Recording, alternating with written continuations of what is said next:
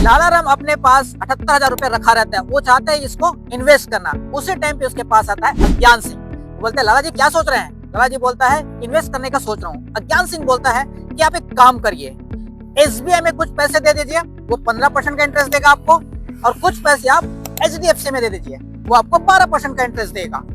ठीक है, इन्वेस्ट कर देता है।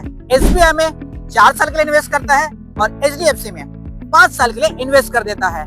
दोनों में इंटरेस्ट क्या मिलता है, उसको बराबर मिलता है। आपको बताना है कि एसबीआई में कितना पैसा इन्वेस्ट किया है और एचडीएफसी में कितना पैसा इन्वेस्ट हुआ है, जल्दी बताएं। इंटरेस्ट जो होता है वो दो टाइप के होते हैं, एक होता है सिंपल इंटरेस्ट, दूसरा होता है कंपाउंड इंटरेस्ट। यहाँ पर हम लोग को सवाल में दिया नहीं है, इसलिए हम लोग मान के चलेंगे कि सिंपल इंटरेस्ट का सवाल है। यहाँ पर दो बैंकों में जमा किया गया, एक एसबीआई है, दूसरा है एचडीएफसी बैंक। मान लेते हैं कि एसबीआई में आपके पास P1 अमाउंट दिया गया है, क्योंकि फॉर्मूला क्या होता है सिंपल इंटरेस्ट निकालने का, PRT डिवाइड बाय 100 होता है। P1 अमाउंट दिया गया एसबीआई में, मल्टीप्लाइड बाय रेट लेंगे 15%, टाइमिंग लेंगे आपके पास 4 साल का, तो 15 चौक 60% और हो जाएगा P1।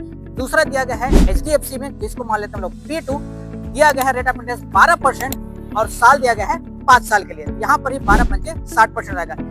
एचडीएफसी का जो इंटरेस्ट है और जो एसबीआई का इंटरेस्ट है, दोनों आपस में इक्वल है, दोनों को क्या कर देंगे, बराबर कर देंगे। यहाँ से आ जाएगा आपके पास 60 और 60 कैंसिल हो जाएगा, P1 बराबर हो जाएगा P2, यानी कि दोनों ही बैंक में जो पैसा जमा किए गए हैं वो बराबर मात्रा में किया गया है। यानी कि उसके पास कितना था, 78,000 था, यहाँ भी 39,000 किया और यहाँ भी 39,000 जमा करेगा। यही सवाल का आंसर।